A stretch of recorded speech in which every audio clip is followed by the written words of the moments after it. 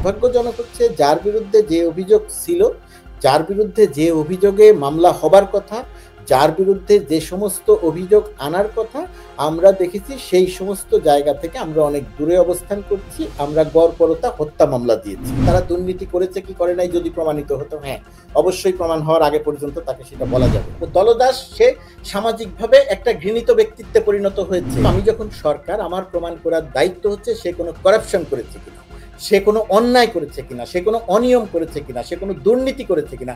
আমরা সেই জায়গাটা থেকে দূরে আছি। বাংলাদেশের অধিকাংশ গণমাধ্যম, বাংলাদেশের বড় বড় সাংবাদিক হিসেবে যারা পরিচিত, তারা যে একটা দলদাসের ভূমিকায় অবতীর্ণ হয়েছিল, কোনো না কোনো ভাবে এদেরকে গ্রেপ্তার করাটা জরুরি ছিল। তবে হ্যাঁ, ঢালাও ভাবে হত্যা মামলা দেওয়াটা একটা বোকামি হচ্ছে। আমি জানি না আপনি এটা নজরে এসেছে কিনা, এটা যদিও আজকের সংবাদ। অভিযোগ জানিয়ে ৮৮ জন প্রবাসী সাংবাদিক এবং বুদ্ধিজীবী বিবৃতি দিয়েছেন। তারা মনে করছেন যে গণমাধ্যমের আমি একটু যদি আপনাকে পড়ে শোনাই, বাংলাদেশের সাংবাদিকদের উপর নির্যাতন এবং বাক স্বাধীনতা হরণের অভিযোগ করে বিবৃতি দিয়েছেন বিদেশে থাকা ৮৮ জন সাংবাদিক, সাহিত্যিক, শিক্ষক, গবেষক ও সংস্কৃতি ও অধিকার কর্মী। হ্যাঁ, কানাডার নতুন দেশ পত্রিকার সম্পাদক স্বগত আলী সাগর স্বাক্ষরিত এই বিবৃতি পাঠানো হয়। তো তারা দাবি করছেন এই গত মানে নতুন অভ্যুত্থান পরবর্তী সরকারের সময়ে আপনার 11 মাসে সাংবাদিক নির্যাতন বন্ধ হয়নি। 11 মাসে 412 জন সাংবাদিককে হত্যা মামলা দেয়া হয়েছে, 39 জন সাংবাদিককে গ্রেফতার করা হয়েছে। তারপর আপনার 300 জনের বিদেশ ভ্রমণের নিষেধাজ্ঞা দেয়া হয়েছে। ঢাকা সহ সারা দেশে সহস্রাধিক সাংবাদিককে চাকরিচ্যুত করা হয়েছে। 168 জন সাংবাদিকের প্রেস ক্লাবের কার্ড বাতিল করা হয়েছে। 101 জন প্রেস ক্লাবের সদস্যপদ বাতিল করা হয়েছে এবং 10 জন সাংবাদিক নিহত হয়েছে। মানে কি, মানে আপনার প্রশ্নটা কি? না, এই যে ধারাবাহিকভাবে গণমাধ্যমের উপর এই মানে নির্যাতনগুলো হয়েছে, এখন গণমাধ্যমের এতজন সাংবাদিকের উপরে যদি হত্যা মামলা হয়, সেই মামলাগুলো 11 মাস, 10 মাসে বা 12 মাসেও এই মামলাগুলোর নিষ্পত্তি করা যায়নি, অথবা কোনো একটি মামলা কোনো একজন সাংবাদিকের বিরুদ্ধে প্রমাণ করা যায়নি। যদিও আমরা আজকে দেখেছি যে শেখ হাসিনাকে আদালত অবমাননার দায়ে 6 মাসের জেল দণ্ড দেওয়া হয়েছে। তো 412 জন সাংবাদিক যে হত্যা মামলা দেয়া হলো, এদের তো পরিবার রয়েছে, তাদের চাকরিচ্যুত করা হয়েছে, এগুলোর সমাধান কি? তাহলে গণমাধ্যম কেমন করে চলছে? প্রথমত কথা, আপনাদের একটা অংশের কথা বলি যে ধারাবাহিকভাবে দুর্নীতি মানে দুর্নীতির কিছু কিছু সুনির্দিষ্ট অভিযোগ এসেছে। অবশ্যই সেই অভিযোগগুলোর সুষ্ঠুভাবে, গ্রহণযোগ্যভাবে, দৃশ্যমানভাবে তদন্ত হওয়া উচিত, যার বিরুদ্ধে এই অভিযোগ আসুক। তুষার ভাই যাদের কথা বলেছেন, ওইটার আমার বক্তব্য হচ্ছে ধারাবাহিক দুর্নীতি আপনি যেটা বলছেন, আমি বলছি সেগুলো দুর্নীতির অভিযোগ, অবশ্যই সেই অভিযোগগুলো তদন্ত হওয়া উচিত। সার্জিস বা হাসনাত যে দুর্নীতি দমন কমিশনে গেছে, সেটা দুর্নীতি দমন কমিশনকে দুর্নীতির অভিযোগে তাদেরকে ডেকে নিয়ে যাওয়া হয় নাই। তারা দুর্নীতির অভিযোগ বিষয়ে কথা বলতে বা কারো কোনো একটি জিনিস দিতে তারা দুর্নীতি দমন কমিশনে গিয়েছিলেন। দুর্নীতি দমন কমিশন যেভাবে দুর্নীতির দায়ে অভিযুক্তদের ডেকে নেন, সার্জিস বা হাসনাতের ক্ষেত্রে এমনটা হয়েছে এই তথ্য আমার কাছে নাই। আমি জানি তারা নিজেরা মানে আগ বাড়িয়ে কোনো একটা তথ্য দিতে তারা দুর্নীতি দমন কমিশনে গিয়েছিলেন, এটা একটা। আর সাংবাদিক বিষয়ে আপনি যে কথা বললেন, বিবৃতি দিয়েছেন, সাংবাদিকদের বিষয়ে কিন্তু ডেইলি স্টার সম্পাদক মাহফুজ আনাম নিজে তার কলামে ডেইলি স্টারে নিজে লিখেছেন। ঘটনাটা হচ্ছে যে জায়গাটাতে সরকারের দুর্বলতা, বিগত ফ্যাসিস্ট আমলে বাংলাদেশের গণমাধ্যমটা একটা তোষামতকারী প্রতিষ্ঠানে পরিণত হয়েছিল। ওভারঅল প্রায় সব গণমাধ্যম, সেই গণমাধ্যম বাংলাদেশের জনগণ বিরোধী একটা তৎপরতায় লিপ্ত হয়েছিল, প্রকাশ্য একটা দালালিতে লিপ্ত হয়েছিল। এক একটা প্রধানমন্ত্রীর সংবাদ সম্মেলন বাংলাদেশের গণমাধ্যমকে অনেক নিচে পর্যন্ত ডুবিয়ে দিয়েছিল। সেই রকম জায়গাতে যাদের অ্যাকাউন্টে হাজার কোটি টাকা, যারা অস্বচ্ছ জীবনযাপন করেছে, দুর্নীতির অভিযোগ ছিল যাদের বিরুদ্ধে, সুযোগ সুবিধা নেওয়ার অভিযোগ ছিল যাদের বিরুদ্ধে, তাদের অনেককে গ্রেপ্তার করা হয়েছে। কিন্তু দুর্ভাগ্যজনক, আপনার ওই অংশটির সঙ্গে আমি একমত, দুর্ভাগ্যজনক হচ্ছে যার বিরুদ্ধে যে অভিযোগ ছিল, যার বিরুদ্ধে যে অভিযোগে মামলা হবার কথা, যার বিরুদ্ধে যে সমস্ত অভিযোগ আনার কথা, আমরা দেখেছি সেই সমস্ত জায়গা থেকে আমরা অনেক দূরে অবস্থান করছি। আমরা গড়পড়তা হত্যা মামলা দিয়েছি। এই হত্যা মামলা দেওয়ার ফলে যেটা হয়েছে, এটার সরকারের যে দুর্বলতাটা প্রকাশ পেয়েছে, আমি তার সঙ্গে একমত যে প্রকৃত অপরাধী হিসেবে চিহ্নিত করে বাংলাদেশের গণমাধ্যমের যে জায়গাটাতে উন্নতি করা দরকার ছিল, সেই জায়গাটাতে এই ধরনের হত্যা মামলা দিয়ে চিহ্নিত হিসাবে যারা গণধিকৃত তাদের প্রতিও এক ধরনের সহানুভূতি তৈরি করে দেওয়া হয়েছে। এবং ওই যে বিবৃতির কথা বলছেন, মাহফুজ আনাম যখন লেখাটা লিখছেন তখন কোনো না কোনোভাবে এই সমস্ত জিনিস তাদের পক্ষে যাচ্ছে। কিন্তু গড়পড়তা বাংলাদেশে সাংবাদিকদের উপরে ভয়াবহ রকমের নির্যাতন হচ্ছে, যেটা ফ্যাসিস্ট হাসিনা আমলে 16 বছরে যেটা হয়েছে, ওইটার সঙ্গে আমি একমত নই। এখানে নানা রকমের বিতর্ক আছে, নানা রকমের সংকট আছে। সাংবাদিকদের মধ্যে এক ধরনের ভীতি কাজ করেছে। পরিবর্তিত পরিস্থিতিতে ভীতি কাজ করার একটা বড় কারণ, তারা যেহেতু বিগত 16 বছরে সাংবাদিকতা করে নাই, বিগত 16 বছরে দলবাজি করেছে, দলদাসের ভূমিকায় অবতীর্ণ হয়েছিল। কিন্তু পরবর্তীতে যখন এখন এগুলো তো না, জনাব গোলাম মুর্তজা, দলদাস আপনি বলছেন ঢালাও ভাবে, এগুলো যদি প্রমাণিত হতো যে কারো বিরুদ্ধে অ্যাকাউন্টে অধিক লেনদেন হয়েছে বা হত্যা মামলা যেগুলো আমি দেখালাম, এগুলো যদি প্রমাণিত হতো একটি বা একাধিক, এখন কেউ যদি বলে যে আপনিও বর্তমান সরকারের খুব ঘনিষ্ঠ হয়ে পুরস্কার হিসেবে ওয়াশিংটন ডিসিতে মিনিস্টার প্রেস হয়েছেন, হ্যাঁ, তো সেটিকে আপনি তাহলে কিভাবে জবাব দেবেন? প্রথমত কথা, সেটা বলতেই পারেন, এটা বলার অধিকার জনগণের আছে। আপনিও বলতে পারেন, তুষার ভাইও বলতে পারেন, বাংলাদেশের যে কোনো নাগরিক এটা বলতে পারেন যে এটা বলার অধিকার অবশ্যই নাগরিকের আছে। 1 নম্বর কথা। 2 নম্বর কথা হচ্ছে, একটা হলো দুর্নীতি, তাদের ব্যাংক অ্যাকাউন্টে কি আছে তারা সেটা করেছেন কিনা, সেটা প্রমাণ হয়েছে কিনা। না, সেটা প্রমাণ হলে যদি আপনার বিরুদ্ধে এই অভিযোগগুলো আসে, তখন আপনি আপনার বিরুদ্ধে এই অভিযোগগুলো আসতে পারে, সেটাই বলছি। না, আমি তো অস্বীকার করিনি। আমার বিরুদ্ধে অভিযোগ আসতে পারে যে আমাকে দল বিবেচনায় বা অন্য কোনো কিছু বিবেচনায় নিয়োগ দেওয়া হয়েছে, এর অভিযোগ আসতে পারে। অভিযোগ করার সুযোগ আছে আপনার। আমি যতই নিজেকে যোগ্য মনে করি, কিন্তু আপনার এটা সুযোগ আছে। কিন্তু আমার যে জায়গাটাতে দেখার ব্যাপার, সেটা ব্যাপার হচ্ছে তখন আপনি আমার ব্যাংক অ্যাকাউন্ট দেখবেন, আপনি আমার আয় দেখবেন, আপনি আমার তদবির দেখবেন, আপনি প্রকাশ্যে কোথায় দলবাজি করেছি, দলদাসের ভূমিকা অবতীর্ণ হয়েছি সেটা দেখবেন। সেটা দেখে যদি আপনার কাছে মনে হয় যে হ্যাঁ, এই লোকটি দলদাস, এই লোকটি দলবাজ, এই লোকটি দুর্নীতিবাজ, তখন মানুষ সিদ্ধান্ত নিবে, আইন তার ব্যবস্থা নিবে। এটা নিয়ে আমার কোনো তর্ক নাই। কিন্তু আপনি যে কথা বললেন, আপনার কথার মধ্যে দুটি অংশ আছে। একটি অংশ আছে যে তারা দুর্নীতি করেছে কি করে নাই যদি প্রমাণিত হতো, হ্যাঁ অবশ্যই প্রমাণ হওয়ার আগে পর্যন্ত তাকে সেটা বলা যাবে না। কিন্তু আপনার কথার মধ্যে আরেকটা আছে দলদাস। দলদাস কি প্রমাণিত হয় নাই?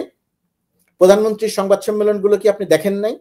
আপনি কি 71 টেলিভিশনের, আপনি এক সময় লম্বা সময় চাকরি করেছেন, আপনি কি 71 টেলিভিশনের সমীকরণ দেখেন নাই যে সেই সমস্ত জায়গা থেকে দলদাসের ভূমিকা অবতীর্ণ হয় নাই? খালেদা জিয়ার মামলা নিয়ে কিভাবে মিথ্যাচার করা হয়েছে আপনি কি সেই দলদাসের ভূমিকায় দেখেন নাই? তারেক রহমানের মামলা নিয়ে কি দলদাসের ভূমিকায় অবতীর্ণ হওয়া হয়েছিল, এক নাগারে মিথ্যা তথ্য দেওয়া হয়েছে, আপনি কি সেই তথ্য দেখেন নাই? আপনার টেলিভিশন যে দিনের পর দিন প্রচার করেছে খালেদা জিয়া এতিমের টাকা মেরে খেয়েছে, আপনি কি সেই তথ্য দেখেন নাই? আপনি তো 71 টেলিভিশনে চাকরি করতেন। একই রকম ভাবে বাংলাদেশের সাংবাদিকতায় আমার কোন প্রতিবেদন আপনার কি নজরে পড়েছে যে এই প্রতিবেদনের কথা আমি বলি নাই? না, নিয়মটি হয় কি জনাব গোলাম মুর্তজা, আপনি যে আমি আপনার কোন কথা, আমি আপনার আমি শেষ করি। আমি বলেছি না তানভীর, আমি বলেছি আপনি বলেছেন যে দলদাস প্রমাণিত হয় নাই। দলদাস প্রমাণিত হয় নাই বা দলদাস হিসেবে যে তারা ছিলেন না, এই কথা কি আপনি বলতে পারেন আপনি? কিন্তু এইটা কি মানুষ মনে করবে যে দলদাস হিসেবে হয়নি? আমি সেইটার উদাহরণ দিতে গিয়ে বলেছি। আপনি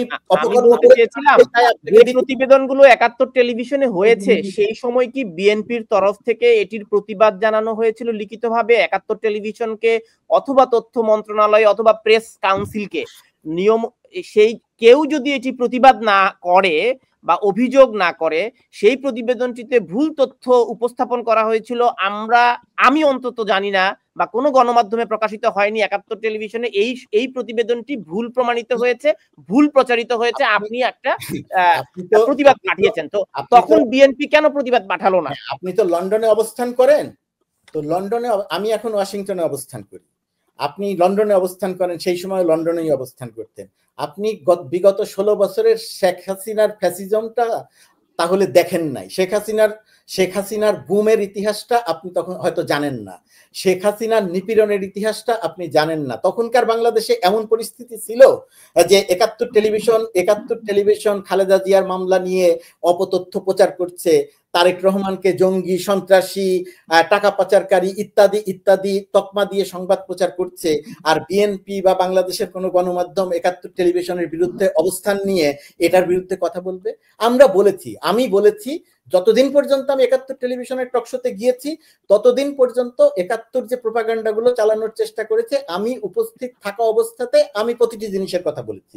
এখন বিএনপি কেন বলে নাই, অন্য কেন বলে নাই, সেটা তার ব্যাপার। সেই প্রতিবেদনের জন্য তো আপনি তাকে দোষী সাব্যস্ত করছেন না, আপনি দিয়েছেন হত্যা মামলা। এই একটা কথা আমি বলেছি। আমি যে প্রশ্নের উত্তর দিয়েছি সেই প্রশ্নই আবার ঘুরিয়ে আপনি করছেন। আমি তো সেটা বলেছি।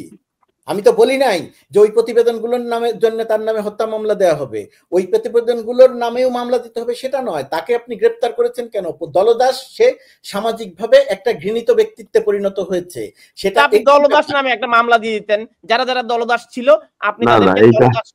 না আপনি এটা যুক্তি হচ্ছে না, এটা যুক্তি হচ্ছে না তানভীর। আচ্ছা ডক্টর আব্দুল লতিফ স্যার আপনার কাছে ফিরছি, আমি শেষ করি। আমি বলছি দলদাস হিসেবে তিনি সমাজে এক ধরনের ঘৃণিত ব্যক্তিত্বে পরিণত হয়েছেন। দলদাস হিসেবে তিনি বাংলাদেশের গণমাধ্যমকে ক্ষতিগ্রস্ত করেছেন। কিন্তু তার বিরুদ্ধে যে অভিযোগটি, মূল অভিযোগ, ক্রাইমটা কি? তার ক্রাইমটা হচ্ছে সে সুযোগ সুবিধা নিয়েছে কি নেয় নাই অনৈতিকভাবে, অন্যায়ভাবে। আমার প্রমাণ করার দায়িত্ব, আমি যখন সরকার, আমার প্রমাণ করার দায়িত্ব হচ্ছে সে কোনো করাপশন করেছে কিনা, সে কোনো অন্যায় করেছে কিনা, সে কোনো অনিয়ম করেছে কিনা, সে কোনো দুর্নীতি করেছে কিনা। আমরা সেই জায়গাটা থেকে দূরে আছি। আপনি যে প্রশ্ন করছেন আমি আপনার সেই প্রশ্নেরই উত্তরে এই কথাটা বলছি। কিন্তু সে যে দলদাস, বাংলাদেশের গণমাধ্যম, বাংলাদেশের অধিকাংশ গণমাধ্যম, বাংলাদেশের বড় বড় সাংবাদিক হিসেবে যারা পরিচিত, তারা যে একটা দলদাসের ভূমিকায় অবতীর্ণ হয়েছিল, অন্ধ রাজনৈতিক বিশ্বাসে দ্বারা বাংলাদেশের গণমাধ্যমকে ক্ষতিগ্রস্ত করেছিল, এই জায়গাটা নিয়ে আমার কোনো তর্ক নাই, বিতর্ক নাই, কোন রকম কোনো দ্বিমত নাই। আমি সেই কথাটা বলার চেষ্টা করেছি। এই যে জনাব আব্দুল লতিফ তুষার, আপনার কাছে এই প্রশ্নটাতে আসি, তাহলে what NTV, Bangla vision, 21 TV is doing now? They are beating 71 and Somoy TV. মানে এখন বাংলায় যদি বলি যে তারা 71 টেলিভিশন এবং সময় টেলিভিশনকেও ছাড়িয়ে গেছেন, বাংলা ভিশন, 21 টিভি। যদিও দর্শক তার পরিচয় EFA। দর্শক আপনাদের প্রতি বিনীত অনুরোধ, আপনারা যদি পরিচয় গোপন করেন আমরা চেষ্টা করব গঠনমূলক সমালোচনা মন্তব্যগুলো দেখাতে। জনাব আব্দুল লতিফ তুষার। হ্যাঁ, প্রথম বিষয় হচ্ছে যে দলদাসত্ব যে সাংবাদিকরা করেছেন এরা কিন্তু খুবই প্রকাশ্যে এই কাজটি করেছেন। এদের একটি বড় কাজ ছিল প্রধানমন্ত্রী এবং পার্টির বিভিন্ন নেতাদেরকে সন্তুষ্ট রাখা এবং তদবির করা। তারা তদবির করতেন, বড় বড় ব্যবসা, কন্ট্রাক্ট, এগুলিতে তারা তদবির করতেন এবং কোটি কোটি, হাজার হাজার কোটি তদবির করতেন। এবং কিছু সাংবাদিক যে গ্রেপ্তার হয়েছেন, আমি মনে করি যে তাদেরকে আর কোনো কিছুতে গ্রেপ্তার করার সুযোগ ছিল না, এই জন্য যে কগনিটিবল অফেন্স হতে হবে। মানে আপনি যদি গ্রেপ্তার হতে হয় আপনাকে এমন একটা অপরাধ করতে হবে যেটা পুলিশ সাথে সাথে গ্রেপ্তার করতে পারে। তো হত্যা মামলা হচ্ছে, জামিন না পাওয়া যায়। হ্যাঁ, হত্যা মামলা হচ্ছে সেরকম মামলা। তবে আমি মনে করি যে এদেরকে জেলের পিছনে রাখাটা জরুরি। সব সাংবাদিক মানে উনি সাংবাদিকতা করেছেন মানে ফেরেশতা না। আমরা এমন সাংবাদিককে দেখেছি যিনি রাজনীতিকে প্রভাবিত করেছেন, যিনি বিদেশি দূতাবাসগুলির লোকজনকে ডেকে এনে আড্ডাবাজি করতেন এবং সেইখানে এক ধরনের লবি মিটিং করতেন। তিনি একই সাথে বিভিন্ন রাজনৈতিক নেতাকে ভিলিফাই করতেন তার চ্যানেলে এবং তার স্ত্রীকে উনি এমপি বানিয়েছিলেন। উনি সকলের সঙ্গে দুর্ব্যবহার করতেন, এমন ব্যবহার উনি করতেন মাঝে মাঝে যেটা গ্রহণযোগ্য না। ফলে এরকম সাংবাদিক আসলে সাংবাদিক নামের এক ধরনের কলঙ্ক।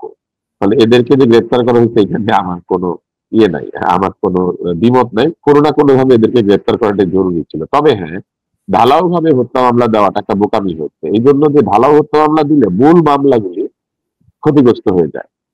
তাই আসলে স্পেসিফিক যারা অপরাধী তাদেরকে আটকে রাখলে ভালো হতো। আমি জানি যে তারা ঘুষ লেনদেন করতেন, একদল সাংবাদিক ছিলেন, তারা বিভিন্ন কাজের জন্য বিভিন্ন FBCCI, BGME সব ইলেকশনের আগে তারা তাদের সঙ্গে দেখা করতেন, এইসব প্রার্থীদের কাছ থেকে টাকা নিতেন এবং তারা নানান ধরনের ঘুষ এবং এক ধরনের স্পিড মানি লেনদেন করতেন, তারা চাঁদাবাজি করতেন। আমি যে টিভি চ্যানেলটা ছিলাম সেই টিভি চ্যানেল আমি ছেড়ে দিয়েছিলাম। ছেড়ে দেওয়ার পরে আমি যেসব অভিযোগ পেতে শুরু করি সেটা অত্যন্ত ভয়াবহ। সেই টিভি চ্যানেলের হেড, সে অবশ্য গ্রেপ্তার হয় নাই, সে পলাতক এখন। সে আছে বেশ বহাল তবিয়তেই। কিন্তু সে যেটা করতো, সে বিভিন্ন জায়গাতে গিয়ে আহ 3 পর্বের রিপোর্ট তৈরি করতো। প্রথম পর্বটা প্রচার হওয়ার পরে সাংবাদিকদেরকে পাঠাতো ঘুষ দেওয়ার জন্য, টাকা তোলার জন্য।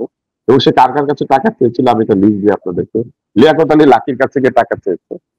আহ তারপরে রাশেক রহমানের যে একটা ব্যাংক আছে, ব্যাংকের নাম কি, মেঘনা ব্যাংক মনে হয়। মেঘনা ব্যাংক। সেই না, মেঘনা ব্যাংক না, রাশেকদের ব্যাংকের নাম মনে হয় আর অন্য কোন একটা নদীর নামেই নাম। তো সেই মনে হয় মেঘনা ব্যাংক, হ্যাঁ হ্যাঁ মেঘনা ব্যাংক, হ্যাঁ। এই মেঘনা ব্যাংকের সিওর কাছে টাকা চেয়েছে। সাহেব রেজা শিমুল নামে একজন ব্যবসায়ী ছিলেন, তার কাছে গিয়ে টাকা চেয়েছে। চট্টগ্রামে এক তেল ব্যবসায়ী, তার কাছে গিয়ে টাকা চেয়েছে। এবং ঢালাও চাঁদাবাজি চলছিল, সে এটা চালিয়ে যাচ্ছিল। তো এরা যে গ্রেপ্তার হবে না তো কি হবে, এরা তো সাংবাদিক না, কলঙ্ক। এদেরকে তো আসলে আমি মনে করি যে একেবারে ভালোভাবে শাস্তি দেওয়া উচিত।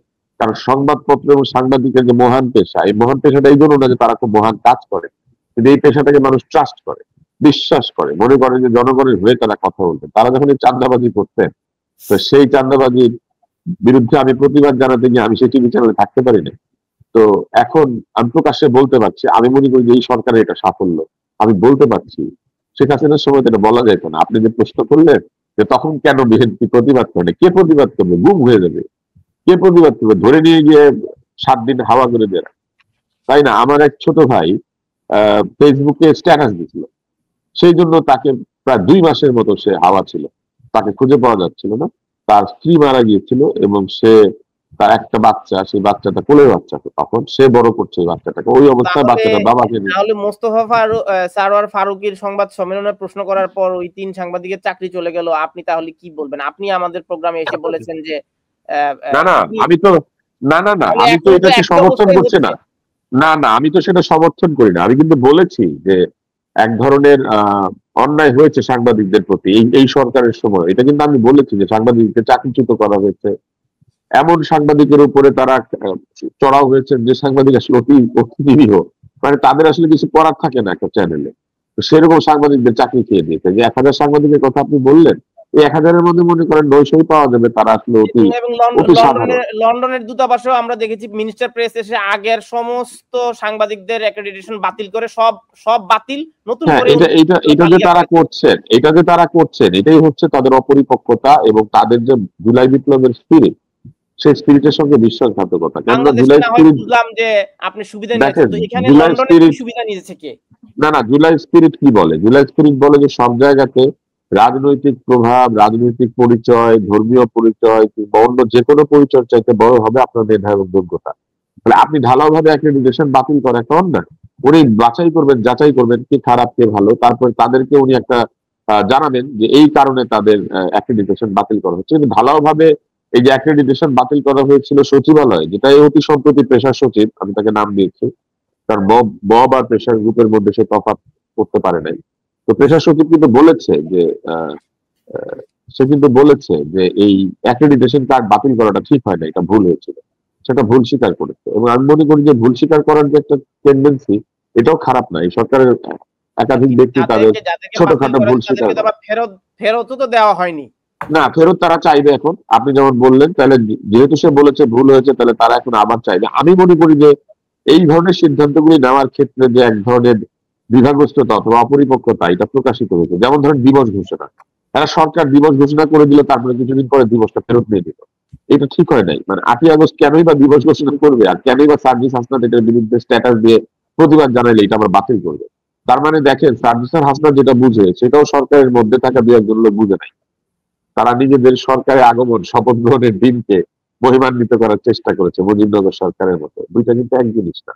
আর মর্তুজা আমার যে প্রশংসা করেছে, আসলে প্রশংসা করে নাই, সে আসলে মনে করিয়ে দিতে চেয়েছে আপনি কিন্তু 20 বছর বয়সে অনেক কিছু করতেন, এখন আপনি কম বয়সীদেরকে সমালোচনা করেন। এটা ঠিক আছে, আমি মনে করি মর্তুজা খুব চমৎকার উত্তর দিয়েছে। এবং তার সাথে আরো একটা জিনিস আমি একমত, সেটা হচ্ছে যে মর্তুজার সমালোচনা হতে পারে, কিন্তু মর্তুজার তো ট্র্যাক রেকর্ড। সমালোচনা কিন্তু যে কারো হইতে পারে। আমাকে লোকজন দালাল বলে, জীবনে আমি কোনো সরকারি লাইসেন্স পারমিট সরকারের কোনো দপ্তর থেকে কোনো সরকারের কাছ থেকে কোনো সুবিধা নেই, কিন্তু লোকে বলে। আর বললে আমি কি করবো? সামনে যে সরকার আসবে সেই সরকারের কাছ থেকে যদি কোনো পদ পদবি আপনাকে দেয়া হয় আপনি নেবেন? সেটা বিবেচনা করতে হবে। আমার যোগ্যতা থাকলে ওই জায়গাতে আমি সেটা বিবেচনা করবো। আমাকে আগের সরকারও যদি কোনো কিছু দিতে চাইতো আমি তো বিবেচনা করতাম যে আমার ওই কাজ করার যোগ্যতা আছে কিনা। কিন্তু আমি নিজে থেকে কোথাও গিয়ে কোনো কিছুর জন্য তদবির করা, চেষ্টা করা, নেওয়া, দালালি করে কিছু পাওয়া, এগুলো আমার চরিত্রে নাই, সেরকম মর্তুজারও নাই। ফলে মর্তুজাকে যদি কেউ সমালোচনা করে, মর্তুজা হাতে ট্র্যাক রেকর্ড, সে কিন্তু এটা প্রতিবাদ জানাতে পারবে, তাকে ডিফেন্ডও করতে পারবে। কারণ আমি তাকে ছোটবেলা থেকে চিনি, সেও আমাকে প্রায় ছোটবেলা থেকে চিনি। আমরা এমন একটা পরিবেশে বড় হয়েছি যেখানে আমরা তর্ক করে অভ্যস্ত, আলোচনা করে অভ্যস্ত। আমাদের দ্বিমত আমরা অত্যন্ত স্বাভাবিকভাবে একজন আরেকজনের সঙ্গে বলে অভ্যস্ত। আমরা যে বড় ভাইদের সঙ্গে সময় কাটাতাম, সেই বড় ভাইরা ভিন্ন ভিন্ন রাজনৈতিক দল করতেন, আমরা কোনোদিন তাদেরকে অশ্রদ্ধার চোখে দেখি নাই। আমরা যে বিএনপি করতো তাকেও ভালো চোখে দেখেছি, কারণ সে বড় ভাই ভালো কাজ করছে। যে আওয়ামী লীগ করে তাকেও ভালো চোখে দেখেছি, অ্যাজ লং এজ ওই লোক আমার শ্রদ্ধার উপযুক্ত। এখন ধরেন আমাদের দুইজনেরই শ্রদ্ধেয় মানুষ আছে, ছড়া লিখতেন। এখন উনি তো সরাসরি আওয়ামী লীগের রাজনীতির প্রতি একদম মানে ডেডিকেটেড, কিন্তু উনি তো চুরি করে নাই, উনি তো খারাপ কাজ করে নাই, উনি তো আওয়ামী লীগের হয়ে কোনো খারাপ কাজে অংশ নেয় নাই। তাহলে ওই বড় ভাইকে তো আমরা একই সাথে শ্রদ্ধা করি।